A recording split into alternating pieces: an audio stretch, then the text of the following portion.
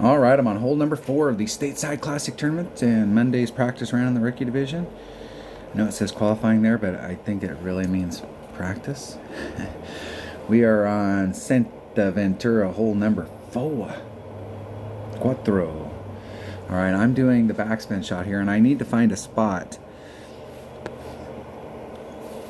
If you want to get a hole-in-one here, this is just, I mean, it's not that you can't get a hole-in-one from over here, and it's not that you can't get a hole-in-one from over here, but if you want to get a hole-in-one on this hole, in my opinion, you only have 2 different ways to go. You can either bounce it over here, or you can try the backspin shot that I'm going to do. And I'm going to do the backspin shot because I think I've hit a whole lot of hole-in-ones with this using my Saturn, and I'm switching to a Grim Reaper.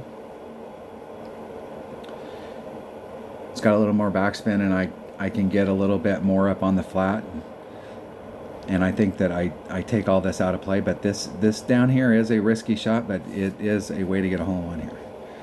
I'm still trying to figure out like where I'm landing, like where it's sucking the ball back. Grim Reaper. And in order to get this done, now it depends on which way the wind is blowing.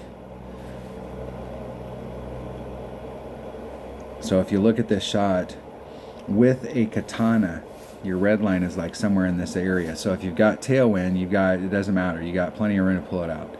If you got headwind, you may not be able to get far enough away from the red line so that once you set the shot up and you go to pull it out, you may not be able to pull it all out.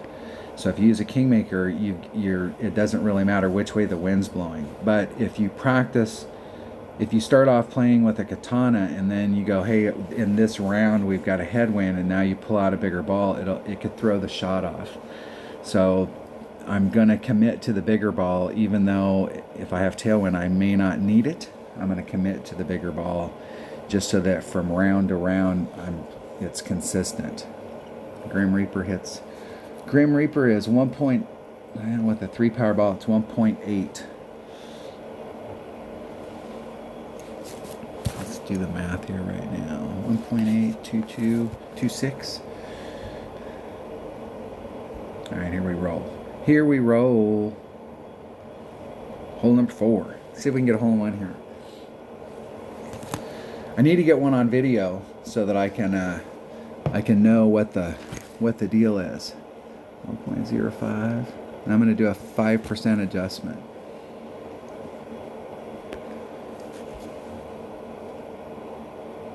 Max backspin.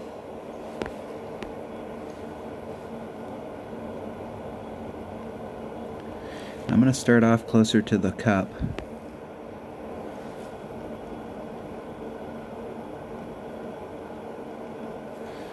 .37 times 3.7 divided by 1.8 is 2.15 rings.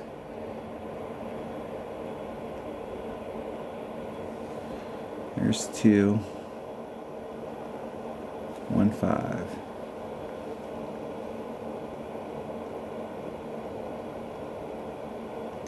Hitting it perfect.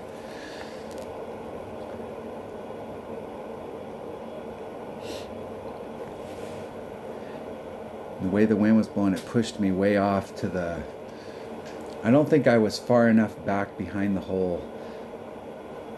I'll have to go back and watch that video and see what the deal is.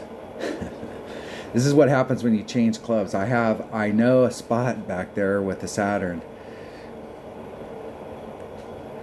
I may have to switch back to my Saturn. I think the last time this was in a tournament, I took a couple shots with my Grim Reaper and it wasn't responding like it did with my Saturn. And I went back to my Saturn. I may do the same thing here. With a Saturn, you're like, from where the pin's at, you're about 2 cuts behind it and 1 cut to the right in the corner.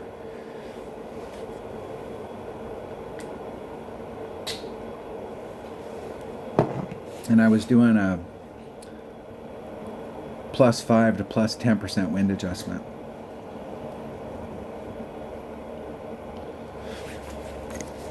In one-on-one play, I always play to the right.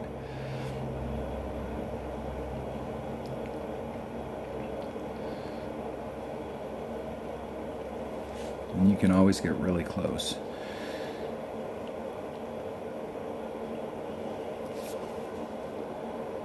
I like my odds on this hole though.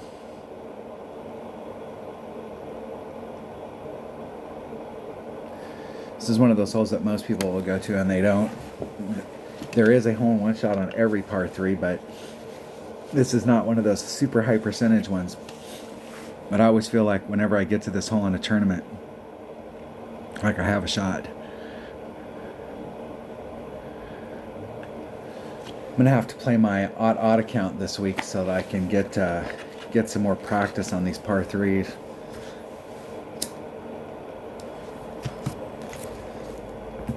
Hits a draw.